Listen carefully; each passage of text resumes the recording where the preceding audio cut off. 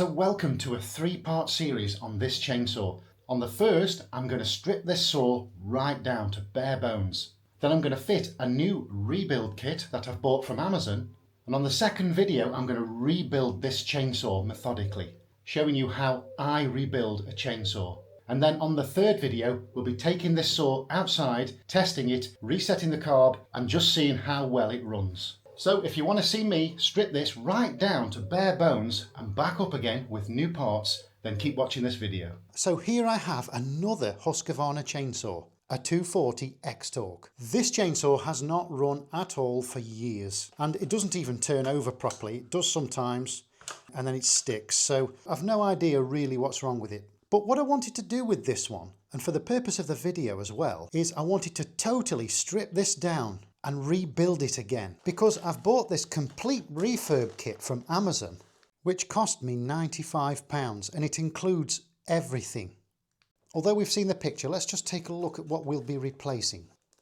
Gaskets, we've got main seals, and we've got the pot here and the pistons inside. We've got the main bearings, small end bearing, and we've got some anti-vibration springs, and the last thing, gudgeon pin. Of course, it's much more inferior in quality than genuine Husqvarna parts, but I want to know if these parts will run this saw well and allow it to be reliable for me. As I'm working through the strip down, I shall name every component and I shall show you in detail how I replace these.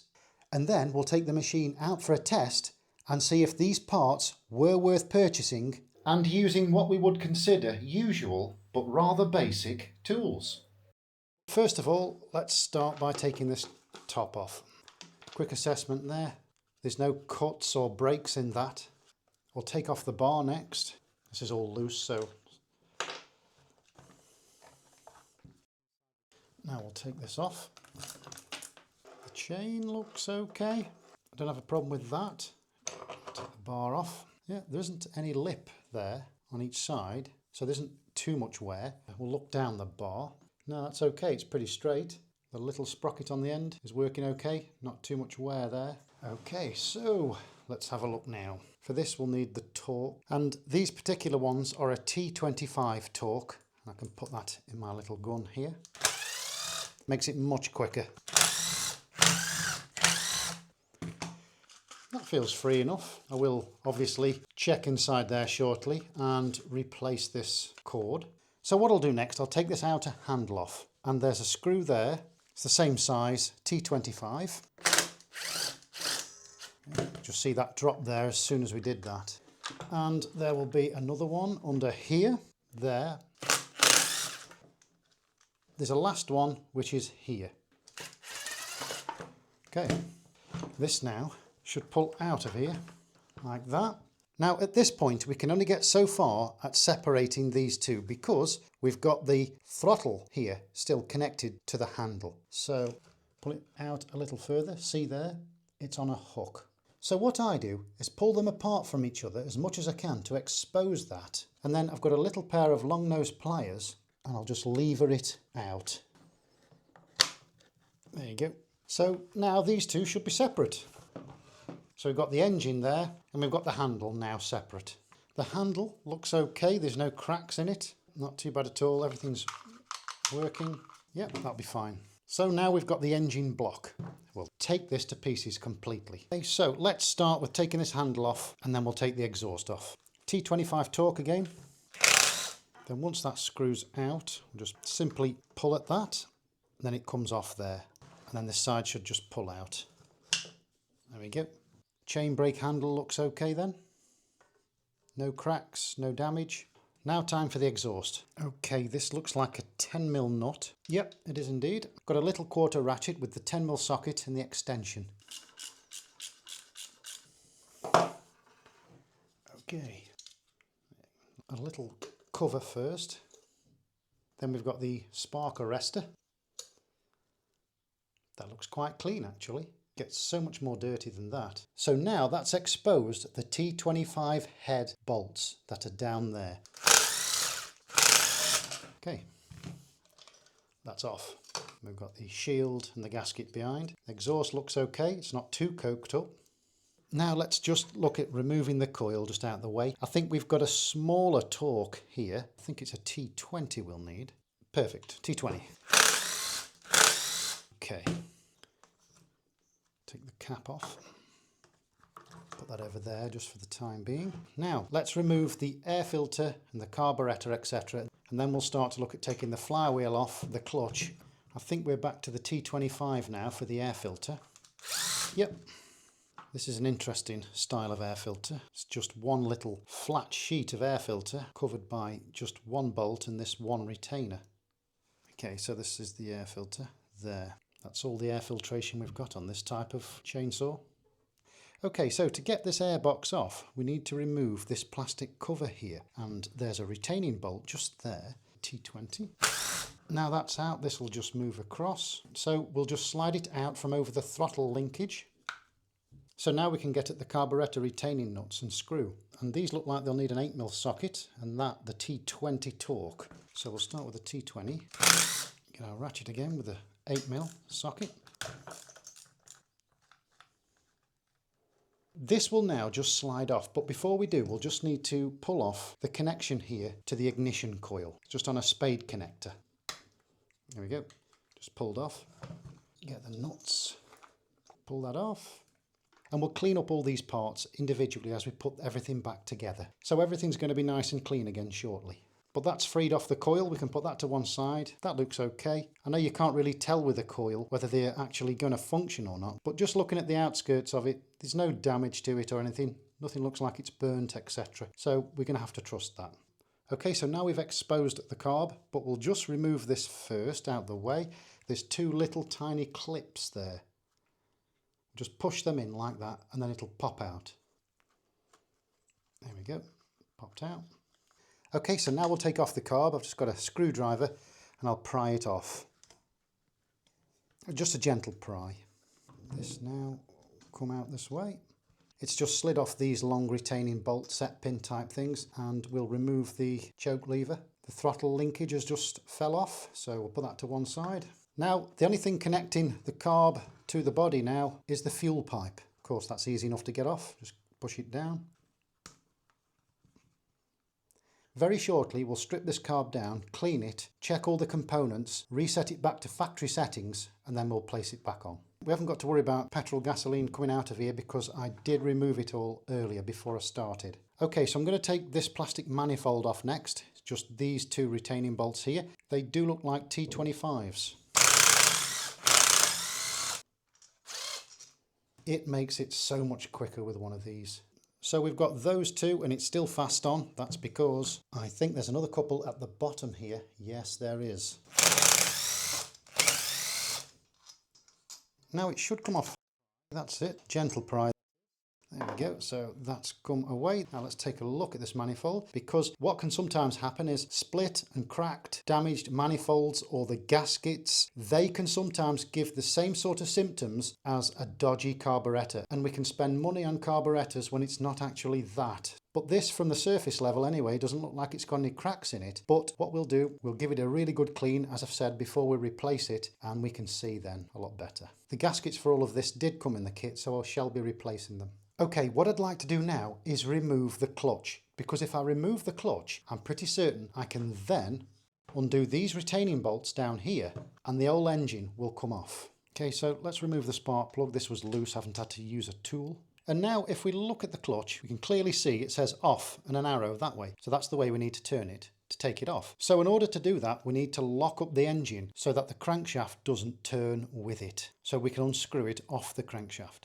And one of the easiest ways I've found to do that is to get a piece of recoil rope and just feed it into the top of the piston through the spark plug hole. I mean, we're stripping this down anyway, but obviously if you're not stripping it down, you need to leave a piece here so that you can take it all out after. Then we'll just turn it until it locks. The piston has come up and locked against the rope. So there, it's nice and tight so that we can now undo this. And this is the next conundrum. There's of course a special tool to undo this clutch. But if you don't have one, which a lot of people don't, then let me show you what I do. So now I place it on end like that. Again, this is only if you haven't got a tool available. And what we're going to do, we're just going to take a punch and an hammer. And we don't really have to hit this very hard, but I'll put the punch just there. If it is that you found you've hit it a couple of times and it's not budged, then of course we don't want to weaken any of these wings here on the clutch. So it is best to try and find the tool. But usually a couple of knocks with the hammer and it will come off. Okay, so let's have a go. So you just saw that took one knock with the hammer and it did loosen. So now that's loose from the crankshaft and I can unscrew it. As I've said, I'm not saying we should keep banging it and banging it because of course these wings are made of like a cast iron and they'll only take so much, but 1 or 2 knocks like that should be fine. As I've said, if not, then you need to find the tool. So we'll take that off. That looks okay. And we'll take these 2 off as well, the large washer and the housing with the washer there behind it. Okay, so what I'm going to do next is I'm going to undo these 4 retaining bolts here. Then the engine will simply slide up out of this plastic shroud. Okay, they look like they'll need an 8mm socket. Yeah, they're quite tight. So they're coming out nicely. So there's 4 of those. Okay, so they're all removed. We should be able to pull off the pot now. Yeah. There we go. And we've exposed the piston. Okay, so now we're left with the crankshaft, the flywheel, the piston, and what we're going to do, obviously, is we want to remove the crankshaft. Right, okay, so you'll see in a moment why I left the flywheel on. I only leave it on to this stage if I'm totally stripping down the engine, because I find that removing the flywheel can be a little bit easier for me. But in terms of removing the flywheel, there are special tools. But again, not everybody has access to these tools. We loosened the nut earlier, and now I'm going to loosen it further to just below the level of the tip of the crankshaft. So only slightly lower. If we look at the gap down there between the flywheel and the crankcase, I'm going to use this little chisel here, this wood chisel, because it's got a nice tapered edge. And I'm going to gently place it in that gap. And I'm going to push down very slightly on the top of the chisel. Like that. So now it's putting some outward pressure on the flywheel. Again, I'm only pushing it down as far as I can gently.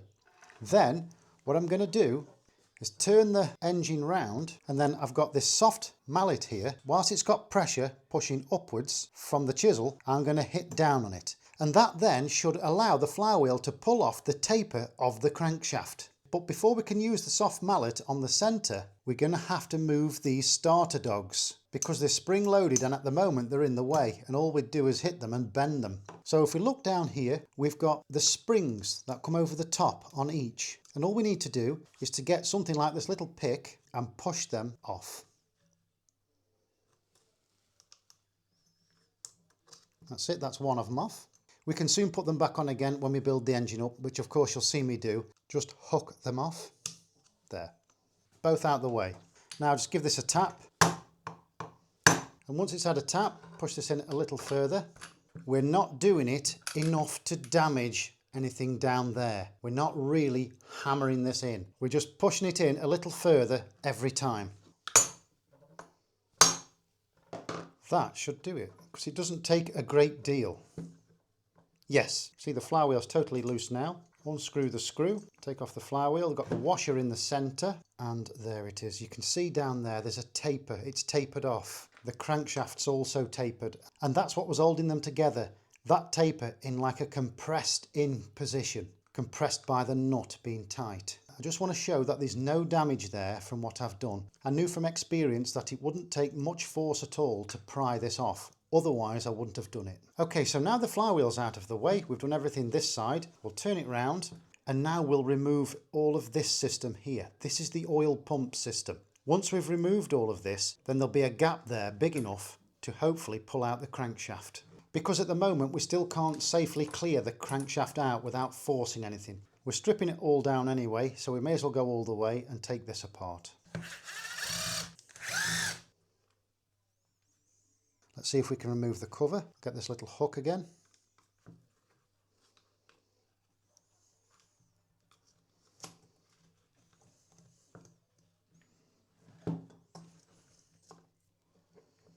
Okay, so there it is. There's the oil pump, and you can see the pinion for that there.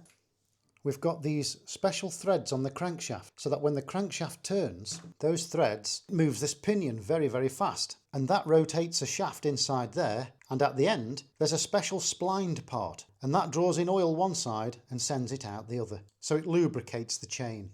So you can see now, because we've removed the oil pump, it's made a big gap there. And that will allow us to remove the crankshaft. There. Before you take it out too far though, it's worth noting which side the piston should go when it's refitted. We can see here we've got the threads for the oil pump, so that's the right way there. And the piston will go on the crankshaft with the tiny little ball there that seals the ring facing the back of the saw, the same way as this structure here. That's how I sort of landmark it. So when we build it up, we make sure that everything's this way. Right, so there are parts that of course we're going to be reusing, and there are parts we're going to be replacing. So what I'm going to do now is clean up all of the parts that we're going to be reusing. Obviously that's most of the saw. And all I do to clean the parts is use an old bucket with some dishwashing liquid and warm water and an old paintbrush. And we may as well start with the main shroud. And what I'll do before I put it in the bath is I'll just take off most of this grub here so it's not all in the liquid. So just a quick flick off with it. Then I'll put it in because I'll let it soak a little minute as well. And whilst that's soaking, I can start cleaning off some other parts. So I'll start with this, the handle.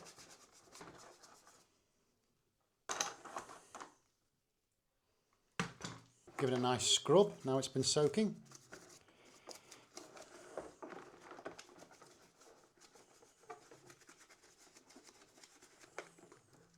I find that removing some of the bristles from the brush, just with a pair of scissors like this, can help. Because now they're shorter, they're a little more rigid, and you can scrape off the dirt that little bit better. There you go. See, the bristles aren't bending now, they're actually scraping off the dirt. Of course, some people use paraffin, other people even use petrol. It's just that with me being indoors here, I'd rather not use something flammable like petrol. Obviously soap and water's safe enough and it's not going to harm any of the components that I'm cleaning. Not that I think petrol or paraffin would particularly harm anything I'm cleaning. I just mean in terms of corrosion that the water itself won't harm any of the components because they're going to be dry very soon.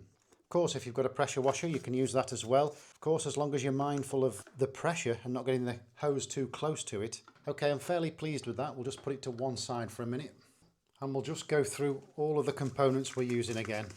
Okay, so after a nice clean and a wipe down, everything looks so much better than it did. So moving forward, we'll start with the main piece. So let's have a good look at the shroud now it's clean. There's no damage, I can see when we look closely. It all looks okay.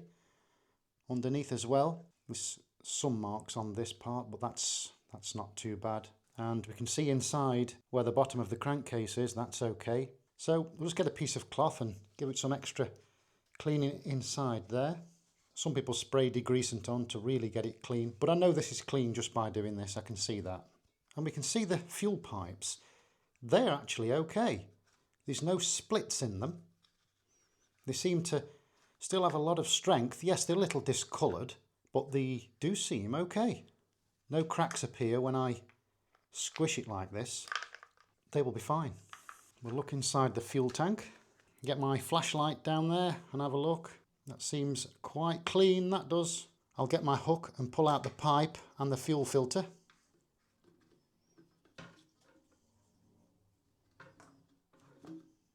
I'm more interested whether the pipe needs replacing because I shall be replacing the filter anyway. But the pipe looks okay inside the tank. It's the same pipe that sticks out the top, but I just wanted to make sure that the part that's submerged in the petrol wasn't degraded. And I'm happy with the cleanliness inside the fuel tank. We'll have a look inside the oil tank as well. Yeah, everything looks well in there. There is actually a little bit of oil left in there. So let's just check the state of this fuel filter, and all I do is just pop it off there, give it a wipe, and then I blow through it to see how blocked it is. That was quite hard to blow through, so I think that's quite blocked. So obviously I'll be replacing this. And I'll do that now. As you can see, this is slightly different to the one I've taken off. this is a non-genuine item, but it certainly will filter the fuel well enough for this chainsaw. So on it goes. That job's then done. And if we take a look at the cap whilst it's off, there's no cracks or damage, none that will be a problem anyway. The seal is present and correct. Yes, it's got some frays at the end there, but generally it's okay. Okay, I've noticed that the primer bulb, if you can just see that there, is absolutely shot. No good whatsoever. But I do have one here. Again, this is a non-genuine one, but it is for one of these chainsaws. And whilst I don't really need to fit this right now, I'm just going to anyway, then the job's done. This is a bit tight. That's it. Just leaving it off with the screwdriver. Then we'll just slide this on. Then it'll all fit together in place later when we sort everything in there. So we've checked the tanks and the filters. Now the next thing. Although these anti-vibration springs look absolutely fine, no problem whatsoever, we actually had some come in the kit.